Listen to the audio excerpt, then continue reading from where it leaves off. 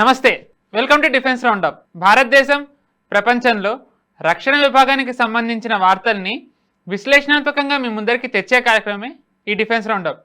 ఈ 48వ defence roundup ఎపిసోడ్లో ఇజ్రాయెల్ ఇంకా ఇరాన్ మధ్య జరిగిన యుద్ధంలో దాన్ని అవుట్కమ్ ఏంటి, at the same time operation సింధూర్ని ఇజ్రాయెల్ ఇరాన్ వారిని పోల్చితే గనక సిమిలారిటీస్ ఏంటి, డిఫరెన్సెస్ ఏంటి, అలాగే ఇండియన్ ఆర్మీ కోసం రీసెంట్గా మినిస్ట్రీ ఆఫ్ డిఫెన్స్ కొన్ని ప్రొక్యూర్మెంట్స్ అనౌన్స్ చేసింది. వీటిని ఎలా చూడాలి, ఇలాంటి ఆసక్తికరమైన అంశాలతో ఇవాళ డిఫెన్స్ రౌండప్ ఎపిసోడ్ సిద్ధంగా ఉంది.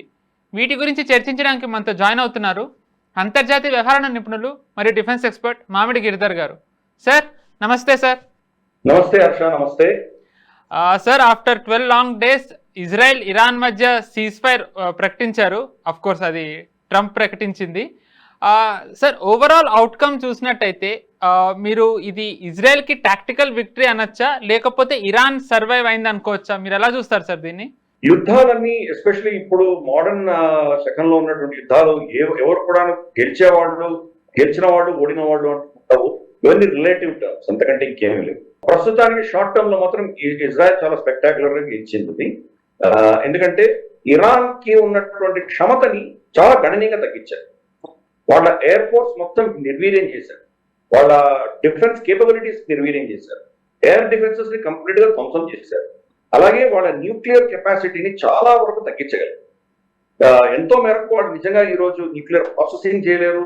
అలాగే వాళ్ళ దగ్గర ఉన్న న్యూక్లియర్ మెటీరియల్ మళ్ళీ అఫ్కోర్స్ న్యూక్లియర్ మెటీరియల్ దాచిపెట్టారని తెలుస్తోంది. దాన్ని మళ్ళీ వాళ్ళు ప్రాసెసింగ్ ప్లాంట్ తీసుకెళ్ళాలంటే ప్రాసెసింగ్ ప్లాంట్ లేవు. కాబట్టి కనీసం అంటే 10 నుంచి 15 సంవత్సరాలు వాళ్ళ న్యూక్లియర్ ప్రోగ్రామ్ ని వెనక్కి నెట్టినట్టు మనకు స్పష్టంగా అర్థమవుతుంది. కాబట్టి 10-15 సంవత్సరాలు బహుశా ఇజ్రాయెల్ కి ఒక శాంతి ఉన్నటువంటి ఈ యొక్క శకంగా మనం భావించవచ్చు. 10-15 సంవత్సరాల తర్వాత మళ్ళీ ఇరాన్ వాళ్ళ శక్తి పుంజుకొని రేపటి రోజు మళ్ళీ వాళ్ళు కనుక ఇప్పుడు ఉన్నటువంటి బంకర్ బస్టర్ బాంబ్ కొట్టగలిగిన లోతు కంటే ఇంకా లోపల వెళ్ళి వాళ్ళకి ఏమైనా పెట్టి ఏమైనా చేస్తే చెప్పలేము. కాబట్టి దీన్ని ఎప్పుడు కూడాను ఈ యొక్క ఇంటర్నేషనల్ అఫైర్స్ లో యుద్ధాలలో, ఎస్పెషల్లీ ఇటువంటి యుద్ధాలలో గెలుపు ఓటమి అనేది మనకు చెప్పాలి. ఇద్దరు కొంత గెలిచి ఉంటారు, ఇద్దరు కొంత ఓడిపోయి ఉంటారు. టెంపరీగా మాత్రం తప్పకుండా ఇజ్రాయెల్ మేజర్ టాక్టికల్ విక్టరీ మాత్రం వచ్చిందని మనం ఒప్పుకోవాలి. ఇరాన్ వాళ్ళు తట్టుకోలేకపోయారు. ఇరాన్ పక్షాన నిలబడినటువంటి శక్తులు ఎవరు కూడా నిజంగా ఇరాన్ని సమర్థించి ఈ యొక్క యుద్ధాన్ని కొనసాగించే దిశగా వాళ్ళతోటి కలిసి రాలేదు. అందుకని ఆ యాంగిల్లో చూస్తే ఇరాన్ గణనీయంగా దెబ్బతింది. ఇంకొక యాంగిల్లో చూసామంటే, ఇరాన్ యాంగిల్లో చూసామంటే వాళ్ళ రెజీమ్ చేంజ్ అవ్వలేదు కదా. ఖమేనీ ఉన్నారు, అలాగే ఆయన రెజీమ్ ఉంది. ఒక రోజు మళ్ళీ అది పుంజుకునేటువంటి అవకాశాలు ఉన్నాయి. పైపెచ్చు ఆ మేజర్ లీడర్షిప్ అందరినీ చంపేశారు. ఎవరైతే మనకు ఐఆర్జీసీ హెడ్ కావచ్చు, లేదా వాళ్ళ చీఫ్ ఆఫ్ స్టాఫ్ కావచ్చు, లేదా air force, navy, army chiefs, వీళ్ళందరినీ కూడా ఇంటెలిజెన్స్ వీళ్ళందరినీ మొదటి రోజు ఇజ్రాయెల్ చంపేశారు. ఇన్ఫాక్ట్ ప్రపంచ చరిత్రలో ఏ యుద్ధంలో కూడా మొదటి రోజే వీళ్ళందరూ చనిపోవడం అనేది ఎప్పుడు జరగదు, మొట్టమొదటిసారి జరిగింది. కాబట్టి ఇప్పుడేమైందంటే వాళ్ళ సైన్యాన్ని, వాళ్ళకు ఉన్నటువంటి శక్తిని అంతా కూడాను కింద లో రంగ్ ఆఫీసర్స్ అని నడిపిస్తున్నారు. వాళ్ళు నిజంగా వీళ్ళ కంట్రోల్లో ఉన్నారా అనేది పెద్ద ప్రశ్న. ఇప్పుడున్నటువంటి ముల్లాల చేతి నుంచి బహుశా ఆర్మీ చేతులకు వెళ్ళిపోయిందా, ఆర్మీ కమాండర్ల చేతులకు వెళ్ళిపోయిందా? అలా వెళ్తే కనుక నిజంగా ఇజ్రాయెల్ చేసిన దానికి నిజంగా వాళ్ళు సక్సెస్ అనాలా, ఫెయిల్యూర్ అనాలా మనం చెప్పలేము. రేపటి రోజు వీళ్ళు మళ్ళీ కనుక ఉధృతంగా టెర్రరిజాన్ని, తర్వాత ప్రాక్సీస్ ని వాడుకుని ఇజ్రాయెల్ ని, ఇతరత్ర చుట్టుపక్కల ఉన్న దేశాలని ఇబ్బంది పెట్టేటువంటి అవకాశాలు లేకపోలేదు. డైరెక్ట్ గా యుద్ధం చేసే క్షమత లేకపోవచ్చు, కానీ ప్రాక్సీస్ ని వాళ్ళు ప్రాక్సీస్ ఏమైనా చేయొచ్చు. పైపెచ్చు రేపటి రోజు సివిల్ ఏవియేషన్ సంబంధించి కావచ్చు, ఫ్లైట్ ని వాళ్ళు బ్లాస్ట్ చేయడం, హైజాకింగ్ చేయించడం, అలాగే మనకు స్ట్రేట్ ఆఫ్ హార్మోస్ లోనో అక్కడో కొన్ని షిప్పుల మీద వాళ్ళు అదే పనిగా స్ట్రేట్ చేసినట్టు చేయడం, లేదా కింద వాళ్ళు సముద్రం కింద మైన్స్ పెట్టడం, ఇటువంటివి ఏమైనా చేయొచ్చు. కాబట్టి దెబ్బతిన్నటువంటి త్రాచు లాంటి వాళ్ళు మళ్ళీ తిరిగి బుసగొట్టేటువంటి ప్రయత్నమే చేస్తారు వాళ్ళు. ప్రస్తుతానికైతే వాళ్ళ శక్తిని కంప్లీట్ గా దెబ్బ కొట్టారు వీళ్ళు, అమెరికాను, ఇజ్రాయెల్. కాబట్టి కొంతకాలం శాంతి ఉంటుంది ఆ ప్రాంతంలో మనం ఆశించవచ్చు. అంతేకాదు సున్నీ షియాల మధ్యలో ఉన్నటువంటి శిక్షణలో కూడా సున్నీలది ఇప్పుడు పైచేయి అయింది. కాబట్టి షియాలు ఇంకా మళ్ళీ వాడు పుంజుకోవడానికి కొంత సమయం పడుతుంది. అందుకని ఇద్దరికి కొద్ది గొప్ప లాభాలు ఉన్నాయి, ఇద్దరికి నష్టాలు కూడా ఉన్నాయి. ఆ దృష్టిలో చూడు, బెంజమిన్ నెతన్యాహు అనుకున్నది అంత సక్సెస్ అవ్వలేదు. కంప్లీట్ గా వాళ్ళ న్యూక్లియర్ మెటీరియల్ అంతా కూడా ధ్వంసం తీసుకొచ్చేసో అటువంటి పరిస్థితి జరగలేదు. వాళ్ళకి ఇంకా న్యూక్లియర్ మెటీరియల్ ఉన్నది వాళ్ళ దగ్గర. ఈ రోజు కాకపోతే రేపు 10-20 సంవత్సరాల తర్వాత మళ్ళీ వాడు చేసుకోవచ్చు. అలాగే రెజిమ్ చేంజ్ అనుకున్నాడు ఆయన, అది జరగలేదు. కాబట్టి కొంత లాభం వచ్చింది, కొంత వాళ్ళని మిలిటరీ తర్వాత న్యూక్లియర్ శక్తిని వాళ్ళు దెబ్బ కొట్టగలిగారు. బట్ అన్ని వాళ్ళు అనుకున్నవన్నీ అచీవ్.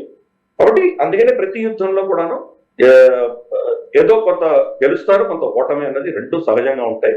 ఆ దృష్టిలో మనం ఇదంతా కూడా చెప్పాలి. ఓకే సార్, ఇంకో కోణంలో చూసినట్టయితే గనక ఈ యుద్ధంలో ఇజ్రాయెల్ ఎయిర్ డిఫెన్స్ కూడా అనుకున్నంతగా పర్ఫామ్ చేయలేదు అనేది కూడా ఒక అనలైజేషన్ వస్తుంది సార్. ఇంకొకటి ఏంటి అంటే ఈ ఇరాన్ మిసైల్స్ ఏవైతే ఉన్నాయో ఎయిర్ డిఫెన్స్ని బ్రీచ్ చేసి ఇజ్రాయెల్ ఇంపార్టెంట్ సిటీస్ని, మిలిటరీ ఇన్స్టాలేషన్స్ లైక్ మొసాద్ ఆఫీసులని కూడా స్ట్రైక్ చేయగలిగే వార్తలు వస్తున్నాయి. ఒకవేళ వార్ ప్రొలాంగ్ అయినట్టుంటే గనక అవుట్కమ్ ఇంకా వేరేలా ఏమన్నా ఉండుండేదా సార్? దీనికి మీరు ఏం చెప్తారు సార్, ఇలా వస్తున్న దానికి ఆన్సర్? అంటే నిజంగా ఇజ్రాయెల్ ఫెయిల్యూర్ అని మనం ఒప్పుకోవాలి. ఎందుకంటే వాళ్ళకు 3 లేయర్స్ ఆఫ్ డిఫెన్స్ ఉంది మనకు తెలుసు. ఐరన్ డోమ్ కావచ్చు, డేవిడ్ స్లింగ్ కావచ్చు, హ్యామర్ కావచ్చు, యారో కావచ్చు, ఇటువంటివి 2-3 లేయర్స్ వాళ్ళకు ఉన్నాయి, మనకు తెలుసు అవి. ప్లస్ పైపెచ్చు వాళ్ళకు ఇరాన్ తోటి సరిహద్దు లేదు. కనీసం అంటే 1500 నుంచి 2000 కిలోమీటర్ల దూరం నుంచి వాళ్ళు ఫైర్ చేయాలి. 1500 కిలోమీటర్ల దూరంలో వాళ్ళ బార్డర్ ఉంటుంది. కానీ బార్డర్ నుంచి ఎవరు ఫైర్ చేయడు కదా. ఇంకా అంతకంటే ఎక్కడో లోపల 100, 150, 200, 500 కిలోమీటర్ల దూరం నుంచి ఫైర్ చేశారు. అంటే రమారవి 2000 కిలోమీటర్ల దూరం నుంచో 1800, 2000 కిలోమీటర్ల దూరం నుంచి వాడు కొడితే మీకు సమయం ఉంటుంది. అక్కడ ఫైర్ చేస్తే ఇక్కడికి రావడానికి కనీసం అంటే ఒక 2 గంటలు పట్టచ్చు. అంత సమయం మీకు ఉండి, అంటే ఎస్పెషల్లీ డ్రోన్స్ అయితే కోసం మిసైల్స్ తక్కువ కాలం పట్టచ్చు, ఒక గంటన్నర పట్టచ్చు. సో ఈ యొక్క సమయాన్ని మీరు ఎందుకు దాన్ని కౌంటర్ చేయలేకపోయారు? సరే, ఇజ్రాయెల్ డిఫెన్సెస్ దెబ్బతిన్నాయా అదొక ఎత్తు అయితే, మధ్యలో ఉన్నటువంటి నేటో ఫోర్సెస్ ఏం చేస్తుంది? వీళ్ళు బహ్రెయిన్ లో ఉన్నారు, వీళ్ళు ఖతార్ లో ఉన్నారు, వీళ్ళు తర్వాత మనకు సౌదీలో ఉన్నారు, ఇరాక్ లో ఉన్నారు, అలాగే జార్డేనియన్ ఎయిర్ డిఫెన్సెస్ అవి కూడా వీళ్ళు ఇచ్చినవే. కాబట్టి ఇన్ని డిఫెన్సెస్ ఉండగా వాటిని ఎందుకు పసిగట్టలేకపోతున్నారు, దాన్ని ఎందుకు ఆపలేకపోతున్నారు? ఇదో పెద్ద ప్రశ్న.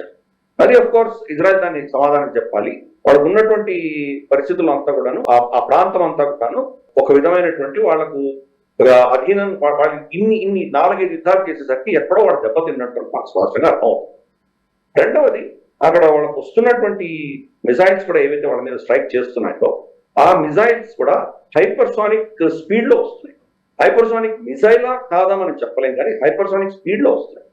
ఎందుకంటే అది బాలిస్టిక్ మిసైల్ మనకు ఇనిషియల్ ఫేజ్ దాటి స్టెబిలైజేషన్ ఫేజ్ నుంచి అది కిందికి వస్తున్నప్పుడు భూమి గురుత్వాకర్షణ శక్తి మనకు గ్రావిటేషనల్ ఫోర్స్ తోటి స్ట్రైట్ గా పడుతుంది.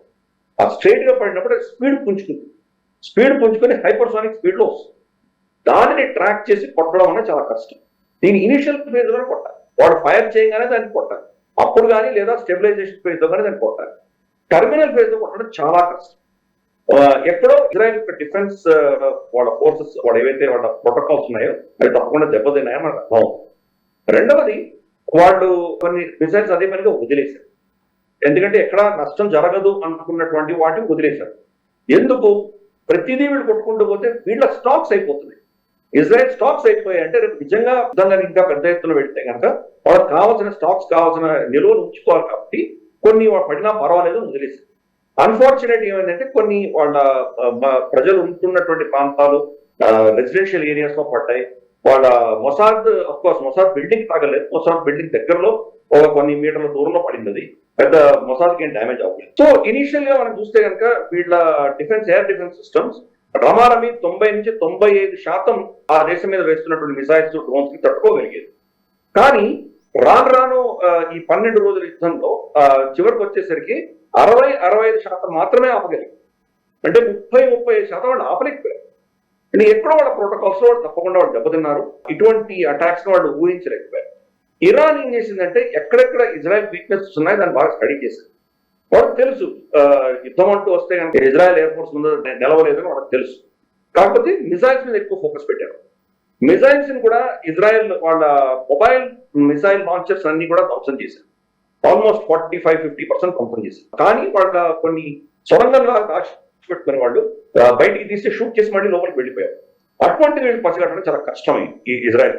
ఆ మిసైల్ అది చాలా అతి వేగంగా వచ్చి, ఇంకా ఇరాన్ అయితే మేము హైపర్సానిక్ మిసైల్స్ కొట్టామని చెప్తున్నారు. అఫ్ కోర్స్ అది ఏ దేశం కూడా దాన్ని డౌన్ కొట్టారని ఎవరు చెప్పలేదు. ఒక ఇరాన్ ఒకటే క్లెయిమ్ చేస్తుంది. ఇజ్రాయెల్ కూడా దాన్ని జస్టిఫై చేయలేదు. దాన్ని కరెక్ట్ డౌన్ కొట్టారు వీళ్ళని చెప్పలేదు ఇజ్రాయెల్ కూడా.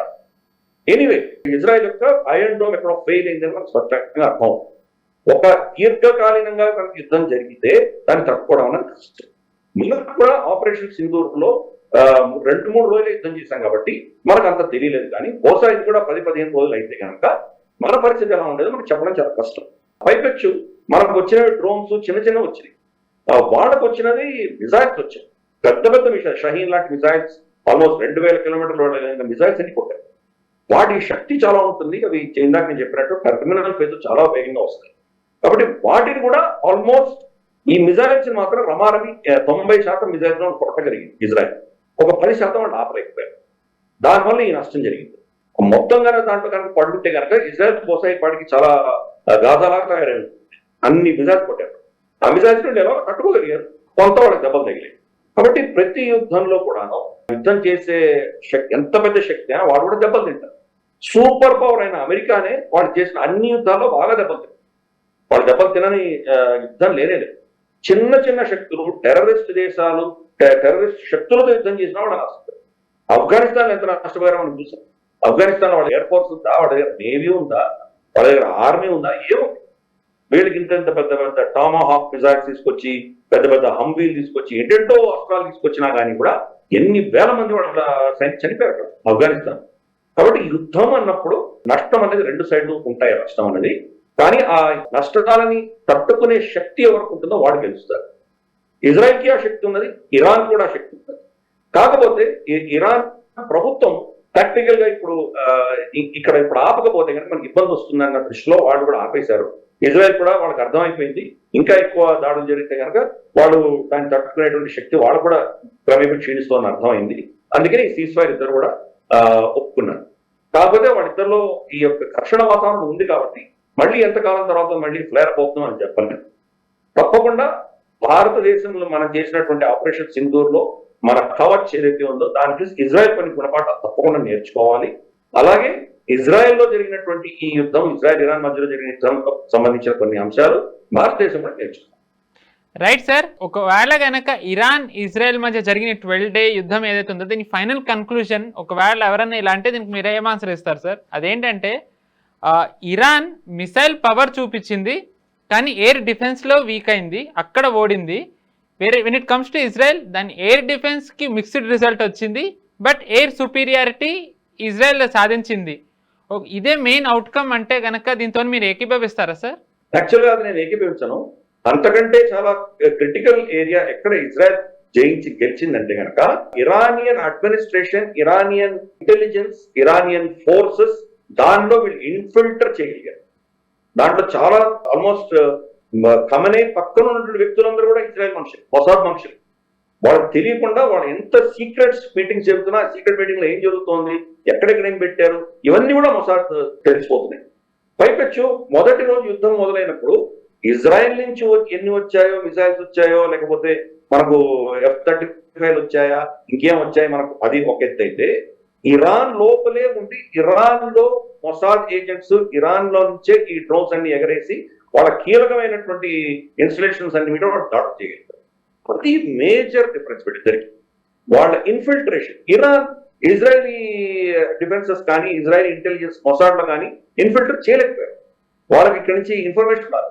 కానీ కంప్లీట్ ఇరానియన్ ఇంటెలిజెన్స్ కానీ IRGC కానీ దీంట్లో మొత్తం ఇజ్రాయెల్ కంప్లీట్ గా ఇన్ఫిల్టర్ అవ్వగలిగింది. అది మేజర్ కీలకమైనది. సరే, వాళ్ళ దగ్గర ఎలాగో ఎయిర్ ఫోర్స్ లేదు, యాక్షన్స్ వల్ల 1960s 70s లో ఉన్న ఎయిర్ క్రాఫ్ట్ సపోర్ట్ దగ్గర ఏం లేవు కాబట్టి వాళ్ళకి లేదు. ఫస్ట్ వాళ్ళకి సుపీరియారిటీ అన్నది వీళ్ళు ఎస్టాబ్లిష్ చేయనక్కర్లేదు, చేయకపోయినా కానీ వాళ్ళ దగ్గర ఏమి లేదు, ముందు నుంచి ఏమి లేదు. వాళ్ళు నిజంగా వీళ్ళకు థ్రెట్టే కాదు. మనం చూస్తే కనుక ఇబ్రాహిం రైసీ చనిపోయినటువంటి విషయం మనం చూసాం. పాత హెలికాప్టర్లు తీసుకొని వెళ్తున్నారు. కాబట్టి ఇరాన్ లో లేదు. ఇరాన్ లో ఉన్న ఏకైక శక్తి ఏంటంటే కనుక ఈ డ్రోన్స్, షహీన్ అన్నటువంటి డ్రోన్స్ ఏవైతే వాళ్ళు మనకు రష్యాకి సప్లై చేశారో అటువంటి డ్రోన్స్ ఉన్నాయి వాళ్ళ దగ్గర. అంటే మన కామికాజే డ్రోన్స్ అంటారు కదా, ఆత్మాహుతి చేసుకునే డ్రోన్స్, మనకు బాలిస్టిక్ మిసైల్స్, ఇవి వాళ్ళ శక్తి. సో ప్రతి ఒక్క దేశం కూడా వాళ్ళకి ఏ ఏరియాస్ లో వాళ్ళు శక్తివంతంగా ఉన్నారో, ఎక్కడ బలం ఉందో దాన్నే వాడుకుంటారు. వీక్నెసెస్ ఆఫ్ కోర్స్ వాళ్ళకి తట్టుకోలేదు. గతంలోనే కొన్ని నెలల క్రితం ఫస్ట్ టైం వీళ్ళిద్దరి మధ్యలో మిసైల్ చేసుకున్నప్పుడు ఇజ్రాయెల్ వచ్చి వాళ్ళు ఎయిర్ డిఫెన్స్ ఉన్నప్పుడే కొట్టేసి, ఇప్పుడు కొత్తగా పెట్టుకునే ఎయిర్ డిఫెన్స్ కూడా మళ్ళీ కొట్టి. కాబట్టి వాళ్ళకి ఆ శక్తి లేదు, వాళ్ళు ఒప్పుకున్నారు. కాబట్టి దాన్ని కౌంటర్ ఎలా చేయాలి? మన దగ్గర టెక్నాలజీ డినయల్ ఉంది, టెక్నాలజీ ఎవరు ఇవ్వట్లేదు ఇరాన్కి, అయినా మనం ఇటువంటి అటాక్స్ జరిగినప్పుడు ఎలా తట్టుకోవాలి? వాళ్ళ నతాన్స్ కానీ లేకపోతే వాళ్ళ ఫోర్డో కానీ లేదా ఇష్ఫహాన్ కానీ ఇటువంటి ప్రాంతాల్లో దాడులు జరుగుతాయని తెలిసి వాళ్ళు ఏం చేశారు, కంప్లీట్ గా ఇవన్నీ కూడా మెటీరియల్ అంతా కూడా ఇక్కడ సీక్రెట్ గా దాచిపెట్టారు, న్యూక్లియర్ మెటీరియల్ ఎక్కడ దాచిపెట్టారు. కాబట్టి ఇన్ని దాడులు జరిగినా కానీ న్యూక్లియర్ మెటీరియల్ ఎక్కడ లీక్ అవ్వలేదు అని చెప్పి IAEA చెప్పేసి, ఇంటర్నేషనల్ అటామిక్ ఏజెన్సీ చెప్పి. కాబట్టి మనం ఓవరాల్ గా చూస్తే కనుక వాళ్ళకు తెలుసు ఎక్కడెక్కడ వీక్నెస్లు ఉన్నాయో, ఆ వీక్నెస్ దానికి వాళ్ళు యాక్సెప్ట్ చేసి వాళ్ళ స్ట్రెంగ్త్ ను వాడు ఇన్ని దాడులు చేసిన, వందల రైడ్స్ చేసిన ఇరాన్ మీద, అయినా వీళ్ళు మళ్ళీ తిరిగి మిజైల్స్ కొట్టగలుగుతున్నారంటే కనుక వాళ్ళ స్ట్రెంగ్త్ తో ఆడుతున్నారు వాళ్ళు. అది ఇజ్రాయెల్ వీక్నెస్. కాబట్టి ఇప్పుడు నెక్స్ట్ యుద్ధం అంటూ జరిగితే కనుక ఈ గ్యాప్ ని ఇద్దరు కూర్చున్నారు. బహుశా ఇరాన్ వచ్చేసి వాళ్ళ ఎయిర్ డిఫెన్సెస్, వాళ్ళ ఎయిర్ శక్తిని పెంచుకునే దిశగా వాళ్ళు ప్రయత్నం చేయాలి. ఇజ్రాయెల్ వచ్చేసి వాళ్ళ మీద వస్తున్నటువంటి అటాక్స్ ని ఎలా తట్టుకోవాలి, మిజైల్స్ ని ఎలా తట్టుకోవాలి, హైపర్సోనిక్స్ ని ఎలా తట్టుకోవాలి, ఇంటెలిజెన్స్ ఆ దృష్టిలో ఎలా వెళ్ళాలి, ఈ వీటి మీద వీళ్ళు ఫోకస్ పెట్టాల్సిన అవసరం వాళ్ళకు కూడా ఉంది. కాబట్టి ఓవరాల్ గా కీలకమైనటువంటి నిర్ణయాత్మకమైనటువంటి విక్టరీ ఇజ్రాయెల్ కి ఏముంది అంటే వాడు ఇన్ఫిల్ట్రేషన్ అని నేను భావిస్తాను. Right sir. మామూలుగా మన ఆర్మీ వాళ్ళు కానివ్వండి, లేకపోతే CDS కానివ్వండి, air force chief, navy chief, వీళ్ళు ఏమంటూ వచ్చారంటే సార్, రష్యాది యుక్రెయిన్లో స్పెషల్ ఆపరేషన్ స్టార్ట్ అయినప్పటి నుంచి కానివ్వండి, ఇజ్రాయెల్ ఇరాన్ ఇక్కడ వీళ్ళది స్టార్ట్ అయినప్పుడు, హమాస్లో ఇజ్రాయెల్ ఆపరేషన్ స్టార్ట్ చేసినప్పుడు మేము వీటన్నిటిని అబ్జర్వ్ చేస్తున్నాము, మేము వీఆర్ టేకింగ్ నోట్స్, ఎక్కడ వాళ్ళు ఫెయిల్యూర్ అయ్యారు, వాళ్ళ నుంచి ఏం నేర్చుకోవచ్చు అనేవి మేము అన్నీ తీసుకుంటున్నాము, we are preparing our country for that అని అన్నారు. నిజంగానే ఆపరేషన్ సింధూర్ అప్పుడు మనం అది చూసాం సార్. ఆపరేషన్ సింధూర్ తర్వాత ఎమర్జెన్సీ ప్రొక్యూర్మెంట్ ఇండియన్ ఆర్మీ చేసింది సార్. దాంట్లో ఎక్కువగా డ్రోన్ డిటెక్షన్ సిస్టమ్ అండ్ డ్రోన్సే ఎక్కువ ఉన్నాయి. ఒక రకంగా రీసెంట్లీ యుక్రెయిన్ రష్యా ఎయిర్పోర్ట్ మీద చేసింది కానివ్వండి, వాళ్ళ ఎయిర్ బేసెస్ మీద, ఇరాన్ మీద ఇజ్రాయెల్ చేసిన దాని నుంచి మన వాళ్ళు పాఠాలు నేర్చుకుని అబ్జర్వ్ చేసి, పాఠాలు ఇన్ ద సెన్స్ అబ్జర్వ్ చేసి వాళ్ళు దానికి ప్రిపేర్ అవుతున్నారు అనుకోవచ్చా, మన బేసెస్ని రెడీ చేస్తున్నారు అనుకోవచ్చా సార్? తప్పకుండా మనం ప్రతి యుద్ధాన్ని మనం క్షుణ్ణంగా గమనిస్తున్నాము, వాటి ఆధారంగానే మన డిఫెన్సెస్ అన్ని మనం పెట్టుకున్నాము. కోర్స్ యుక్రెయిన్ రష్యా యుద్ధమే కాకుండా అంతకంటే ముందర జరిగినటువంటి మనకు అర్మేనియా అజర్బైజాన్ యుద్ధాన్ని కూడా మనం అబ్జర్వ్ చేస్తాం. ప్రపంచం అంతా స్టన్ అయిపోయింది. ఇంత శక్తి, ఇన్ని ట్యాంకులు, ఇంత అస్త్రాలు శస్త్రాలు పెట్టుకున్నటువంటి అర్మేనియా ఒక్క డ్రోన్ దాడిలో వాడు మొత్తం కుప్పకూలిపోయి నగోర్నో కారబాఖ్ ని కంప్లీట్ గా వాళ్ళు అజర్బైజాన్ కి సరెండర్ చేయవలసి వచ్చిన పరిస్థితి అందరూ చూశారు. అంటే డ్రోన్ శక్తి ఏంటో అర్థం చేస్తుంది. అంతే, ఇది ఒకటి. రెండవది మనం చూసాం ఆఫ్ ప్యాక్ రీజన్ లో వీళ్ళ reaper drones, American reaper drones ఎలా వెళ్లి వాళ్ళందరినీ కొట్టొచ్చాయి, పెద్ద పెద్ద అసెట్స్ ఎలా తీశారు, ఐమన్ అల్ జవాహిర్ ఎలా కొట్టారు, ఒసామా బిన్ లాదెన్ ఎలా ట్రాక్ చేశారు, చాలా పెద్ద పెద్ద మేజర్ అసెట్స్ ఎలా కొట్టగలిగారు, ఇవన్నీ మనం చూసాం. కాబట్టి ఈ డ్రోన్ లో ఉన్నటువంటి క్షమత మనం రియలైజ్ చేస్తాం. ఎస్పెషల్లీ గల్వాన్ ఘటన తర్వాత, గల్వాన్ అప్పుడు మన దగ్గర డ్రోన్స్ ఉండింటే బహుశా కొల్లం సంతోష్ బాబు గారు బలిదానం ఇవ్వాల్సినటువంటి ఆవశ్యకత ఉండేది కాదు. దాన్ని వాళ్ళు వెళ్ళిపోతామని చెప్పి వాళ్ళు వెళ్ళారో లేదో అని చెప్పి ఇన్స్పెక్ట్ చేయడానికి వ్యక్తులు వెళ్ళాల్సిన అవసరం లేదు, డ్రోన్స్ వెళ్ళి చెక్ చేసి వచ్చుండే. అన్ఫార్చునేట్ మనకు అప్పుడు టెక్నాలజీ లేదు. అంటే 2020లో లేని టెక్నాలజీ 2025 వచ్చేసరికి దాంట్లో మనం ఎంత నైపుణ్యం సాధించామో మనం అర్థం చేసుకోవచ్చు. అందుకనే యుక్రెయిన్ యుద్ధంలో కూడా రష్యాకి డ్రోన్స్, ఇటువంటి ఎమర్జెంట్ టెక్నాలజీస్ లేనందువల్లే వాడు గణనీయంగా దెబ్బతిన్నారు, ఇంతకాలం యుద్ధం చేయాల్సి వస్తుంది. ఈ రోజు ఒక్క రష్యన్ ఫైటర్ జెట్ కూడా యుక్రెయిన్ లో వెళ్ళలేనటువంటి పరిస్థితి, యుక్రెయిన్ ఎయిర్ స్పేస్ దాటలేనటువంటి పరిస్థితి. సో కాబట్టి ఆ పరిస్థితిలో యుక్రెయిన్ అటాక్స్ అన్ని కూడా మనం వీళ్ళు ఇస్తున్నటువంటి దీని ఏమంటారంటే మన సపోర్ట్ అంతా కూడా ఇరాన్ నుంచి వస్తున్నటువంటి ఏవైతే మనకు డ్రోన్స్ ఇస్తున్నారో వాళ్ళు, ఈ షహీన్ లాంటివి ఏవైతే ఇస్తున్నారో దాని ఆధారంగానే వాడు కొంత నిలదొక్కగలిగారు. వాళ్ళ టెక్నాలజీ అంతా కూడా చాలా అవుట్డేటెడ్ టెక్నాలజీతో వాళ్ళు అర్థం చేస్తారు. ఇవన్నీ మనం అబ్జర్వ్ చేస్తాం, భారతదేశం చాలా క్షుణ్ణంగా అబ్జర్వ్ చేస్తాం. అందుకనే ప్రోటోకాల్స్ పెట్టుకున్నాం. అన్ని ఇప్పుడు సడన్ గా ఓవర్ నైట్ ప్రభుత్వ యంత్రాంగం, వీడు ఆర్డినెన్స్ ఫ్యాక్టరీస్, ఈ డ్రోన్స్ ఇవన్నీ చేయలేవు. కాబట్టి మనం ప్రైవేట్ రంగ సంస్థకి దీన్ని కంప్లీట్ గా ఓపెన్ అప్ చేస్తాం. 48వ ఎపిసోడ్ ఈరోజు చేస్తున్నాం డిఫెన్స్ రౌండప్. ఆల్మోస్ట్ ప్రతి డిఫెన్స్ రౌండప్ లిటరల్ గా చెప్పాలంటే మనం ఒక డ్రోన్ రౌండప్ కిందనే చేస్తున్నాం. లిటరల్ ఇన్ని డ్రోన్స్ గురించి మనం చర్చించాం. ఎన్నో విధాలైనటువంటి మనకు ఫస్ట్ పర్సన్ వ్యూ డ్రోన్స్ దగ్గర నుంచి తీసుకొని స్వాన్ డ్రోన్స్ దాకా, అలాగే మనకు కామికాజీ డ్రోన్స్ దగ్గర నుంచి రిట్రీవబుల్ డ్రోన్స్ దాకా, తర్వాత కౌంటర్ డ్రోన్ మెషర్స్ ఎలా చేయాలి, అండర్ వాటర్ డ్రోన్స్ ఏంటి, ఎన్నో యాంగిల్స్ మనం ఈ దేశం సడన్ గా మనం గత 3-4 సంవత్సరాల్లో ఇంత మనం బలం పుంజుకోగలిగాం. అందుకనే ఆపరేషన్ సింధూర్ లో మనకు అవే కౌంటర్ చేయగలిగాం. అఫ్కోర్స్ ఒకటే కాదు, చాలా మనం మల్టీ ఫ్యాక్టెడ్ గా మనం కవచ్ దాన్ని చాలా అద్భుతంగా చేసాం, మనం డిఫెన్స్ రౌండ్ లో చర్చించాం కూడా. బట్ కీలకమైనది ఏంటంటే ఆ టెక్నాలజీ క్యాప్స్ మనం ఫిల్ చేసుకుంటూ వెళ్తాం. ఎక్కడో బహుశా ఇజ్రాయెల్ అది దెబ్బతింది. ఒకటి, రెండు, ఇంతకాలం సంవత్సరంన్నరగా వాడు యుద్ధం చేస్తున్నారు కాబట్టి వాళ్ళ దగ్గర ఉన్నటువంటి అస్త్రాలు కొంత డిప్లీట్ అయినట్టు మనకు స్పష్టంగా అర్థమవుతుంది. ఇరాన్ వాళ్ళ దగ్గర డ్రోన్స్ ఉన్నాయి, కానీ వాళ్ళకు వచ్చిన డిసడ్వాంటేజ్ ఏంటంటే ఇజ్రాయెల్ దాకా వెళ్ళాలంటే చాలా దూరం పడుతుంది. అది కనీసం అంటే 3-4 గంటల సమయం పడుతుంది ఈ డ్రోన్స్ కన్నీ అక్కడ దాకా వెళ్ళడానికి. మధ్యలోనే ఇవన్నీ షూట్ డౌన్ చేస్తుంది. ఇన్ఫాక్ట్ ఇజ్రాయెల్ కి డ్రోన్స్ తోటి ఎటువంటి ప్రమాదం లేదు, ఒకటి అలా వస్తాయేమో కానీ మిగతావన్నీ దారిలో ఉన్నటువంటి ఇంక్లూడింగ్ సౌదీ అరేబియా వాటిని షూట్ డౌన్ చేస్తుంది. కాబట్టి ఇరాన్ కి టెక్నాలజీ ఉన్నా అది వాళ్ళకి పెద్దగా పనిచేయలేదు. మనం ఏం చేసాము, ఈ డ్రోన్స్ ని డిఫెన్సివ్ గా ఆఫెన్సివ్ గా రెండు కూడా వాడుతున్నాం. అట్టెంచి వస్తున్న వాటిని కొట్టడానికి వాడుతున్నాము, అలాగే మనం వాళ్ళ డిఫెన్సెస్ ని వాటిని టార్గెట్ చేయడానికి కూడా వాడుతున్నాం.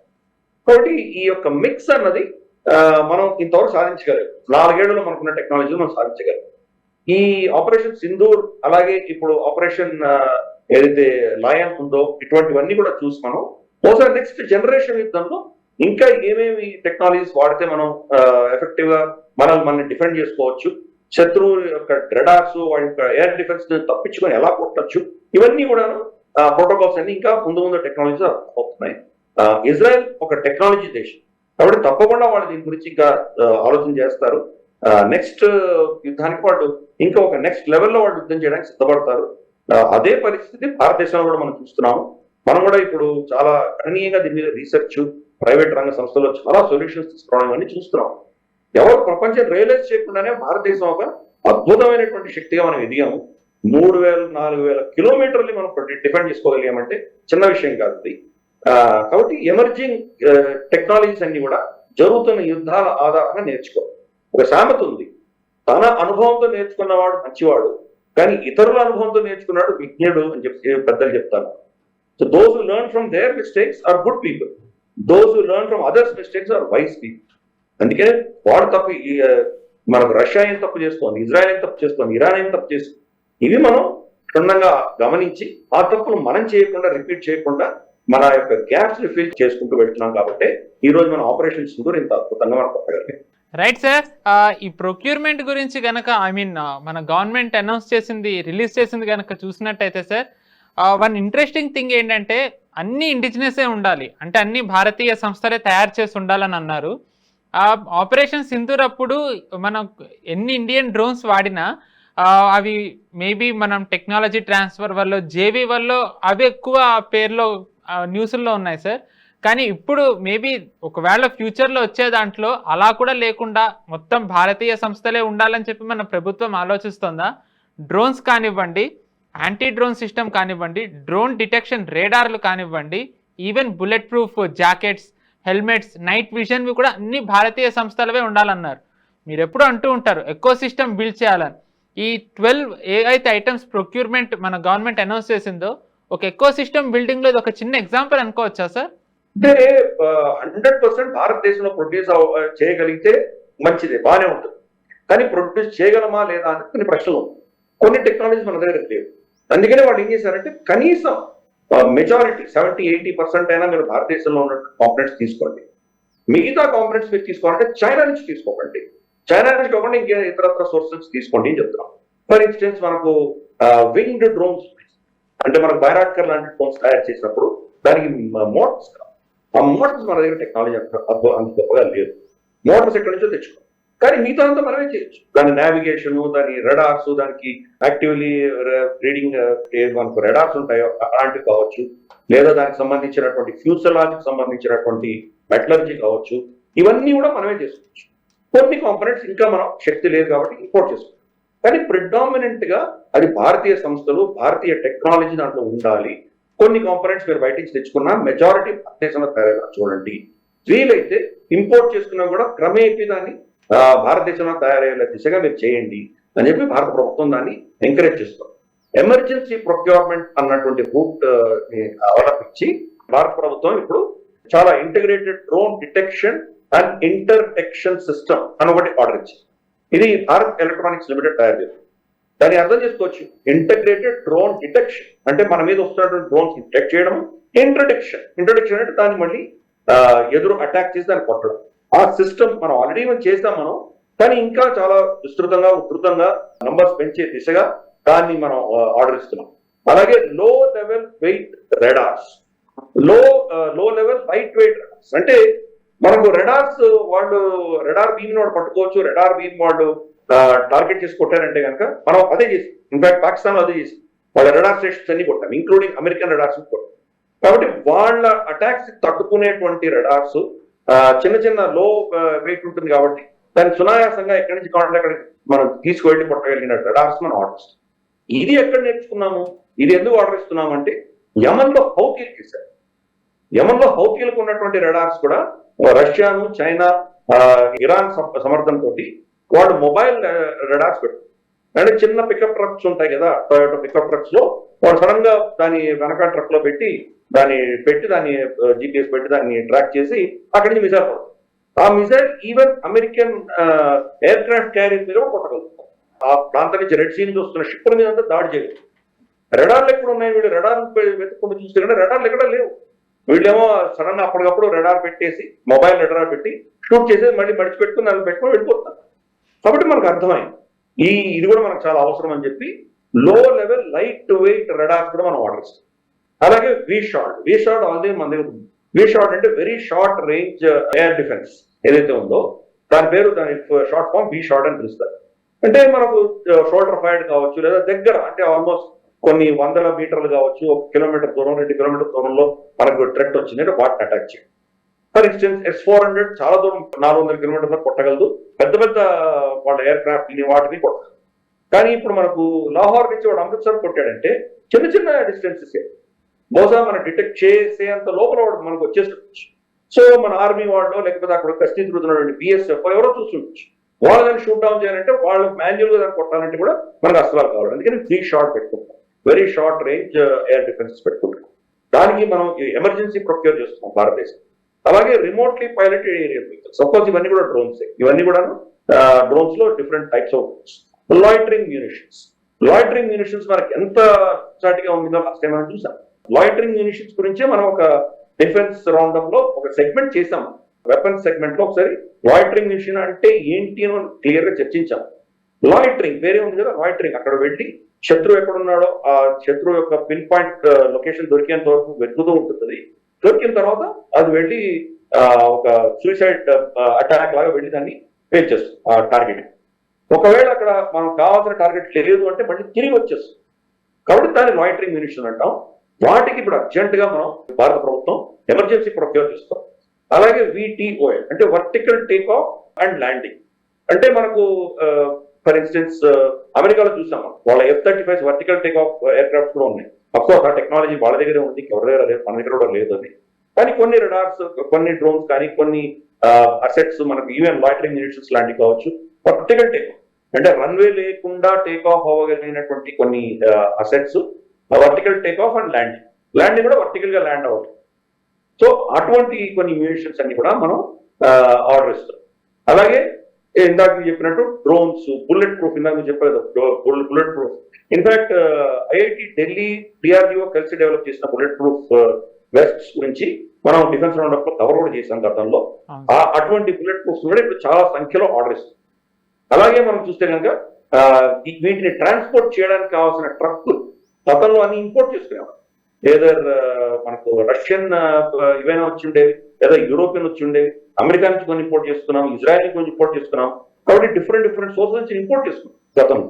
అంటే యుద్ధాలకు వెళ్ళవలసినటువంటి ఆర్మర్డ్ క్యారియర్ మనుషులు తీసుకెళ్ళడానికి కానీ, వాళ్ళ ఎక్విప్మెంట్ తీసుకెళ్ళడానికి కానీ, బుల్లెట్లని, ల్యాండ్ మైన్స్ ని తట్టుకోగలిగినటువంటిది, చిన్న చిన్న మ్యూనిషన్స్ తట్టుకోగలిగినటువంటిది, కంటామినేటెడ్ జోన్స్ లోకి వెళ్ళినప్పుడు తట్టుకోగలిగినటువంటివి ఈ ట్రక్కులన్నీ కూడా భారతదేశంలో మన కంపెనీ మనం ఆర్డర్ ఇస్తున్నాం. దాని టాటాస్ కావచ్చు, మహీంద్రాస్ కావచ్చు, భారత్ ఫోర్జ్ కావచ్చు, ఇటువంటి వాళ్ళందరికీ కూడా మనం ఆర్డర్ ఇస్తున్నాం. అలాగే మనం చూస్తే కనుక రమారమి నైట్ విజన్ రైఫిల్స్, ఇది చాలా కీలకం. రాత్రి పూట మనం కొట్టగలిగినటువంటి విజన్ దానికి ఏదైతే మనకు ఇన్ఫ్రారెడ్ విజన్ ఉన్నటువంటి రైఫల్స్ అన్ని కూడా మనకు ఇవి ఆల్రెడీ మనకు అమెరికా అక్కడ ఆఫ్ఘనిస్తాన్ లో వదిలేసి వెళ్ళిపోయింది కాబట్టి ఆఫ్ఘనిస్తాన్ లో వదిలేసి వెళ్ళిపోయినటువంటి మ్యూనిషన్స్ మన మీద ఈరోజు దాడులు జరుగుతుంది కంప్లీట్ గా ఈరోజు. అంటే అఫ్ కోర్స్ మనకు కాశ్మీర్ లో కొన్ని చూసాం, మనం ఎక్కువ శాతం మనం పాకిస్తాన్ లో చూస్తాం, బలూచిస్తాన్ లో కానీ ఖైబర్ పఖ్తూన్ఖవాలో కానీ ఈ నైట్ విజన్ వీటితో వాడు బాగుపడుతుంది. కాబట్టి మనం అర్జెంట్ గా దానికి కూడా సిద్ధం. పొద్దున పూట యుద్ధం అవుతుందని నేను చెప్పలేం కదా, ఎప్పుడైనా జరగచ్చు. కాబట్టి ఆ యొక్క గ్యాప్స్ కూడా మనం ఫిల్ చేసుకునే దిశగా మనం ప్రయత్నం చేస్తాం. అందుకని ఇటువంటి ఎన్నో అంశాలు ఎమర్జెన్సీ ప్రొక్యూర్మెంట్ మనం చేస్తాం. కీలకమైన విషయం ఏంటంటే మోదీ గారు చాలా స్పష్టంగా చెప్పారు, ఆపరేషన్ సింధూర్ అన్నది పాజ్ చేశాము, టెంపరీగా నిలిపాము. ఆపరేషన్ సింధూర్ ని మనం కంప్లీట్ గా మనం వైండ్ డౌన్ చేయలేదు, దాన్ని విత్డ్రా చేయలేదు అని చెప్పి స్పష్టంగా చెప్పారు. ఆన్ గోయింగ్ అని చెప్పారు, ఇంకా జరుగుతోంది అని.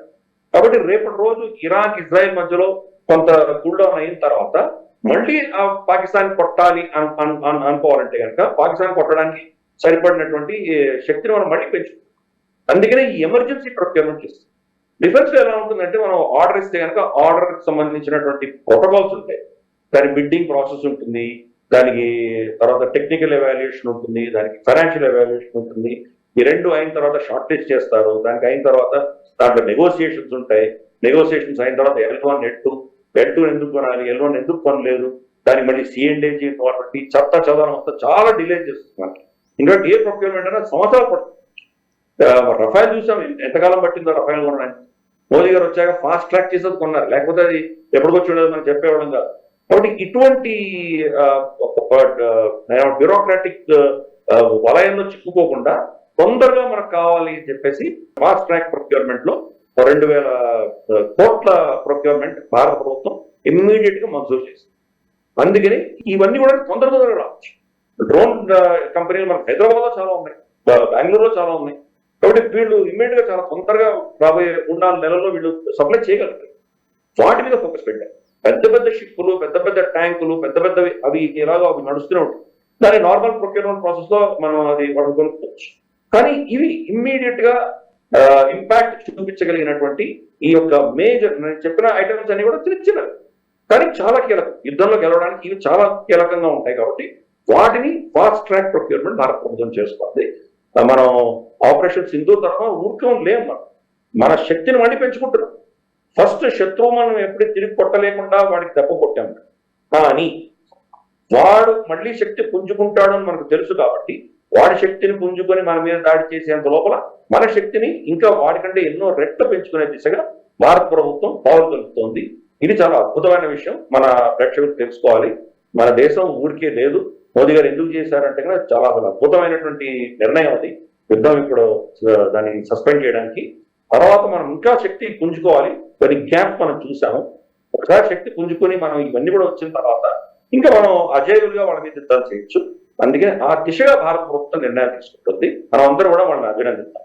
రైట్ సార్, మన వార్తలోకి వెళ్ళినట్టయితే కనుక ఇన్ఫాక్ట్ దాని ఎక్స్టెన్షన్ ఏది ఇండియన్ ఆర్మీ కూడా డ్రోన్స్ కి ఇంకా ఎక్స్ట్రా డ్రోన్స్ కావాలని చెప్పి కొన్ని 100 కోట్ల కాంట్రాక్ట్ ఇచ్చింది. సో అందులో ఒకటి సోలార్ కంపెనీది నాగాస్త్ర, ఇంకోటి ఐడియా ఫోర్జ్ది vertical take off landing drones.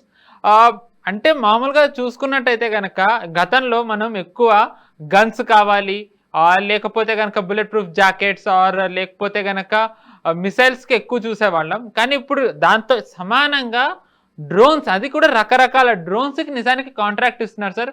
Operation Sindoor తర్వాత మన ప్రభుత్వం ఇన్ఫాక్ట్ చెప్పండి మన దళాలు మన ఆర్మ్డ్ ఫోర్సెస్ డ్రోన్స్ మీద చాలా దృష్టి పెట్టింది అనడానికి ఇందాక మీరు చెప్పిన ప్రొక్యూర్మెంట్, ఇప్పుడు ఈ అనౌన్స్మెంట్, ఈ రెండు ఒక ఎగ్జాంపుల్ అనుకోవచ్చా? తప్పకుండా. నాగాస్త్ర అన్నది ఒక ఏదైతే లాయిటరింగ్ మ్యూనిషన్, అది లాయిటరింగ్ మ్యూనిషన్ గురించి ఇప్పుడే నేను మళ్ళీ దాని డీటెయిల్ చెప్పాను నేను. కానీ నాగాస్త్ర మనం ప్రొక్యూర్మెంట్ ఆర్డర్ ఇచ్చాము అన్న విషయము ఈరోజు భారతదేశంలో మనకి ఎవరికి తెలియదు.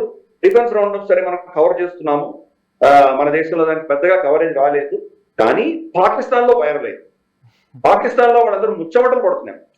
పాకిస్తానీ అనలిస్ట్ అందరూ కూడా వాళ్ళ ఛానల్స్ అంతా కూడా నాగాస్త్ర వీళ్ళు తయారు చేస్తున్నారు, వాళ్ళు సరిగ్గా ప్రొనౌన్స్ చేయడం కూడా కాదు, నాగాస్త్ర అనేటువంటి పిచ్చి పిచ్చి మాటలు చెప్తున్నారు.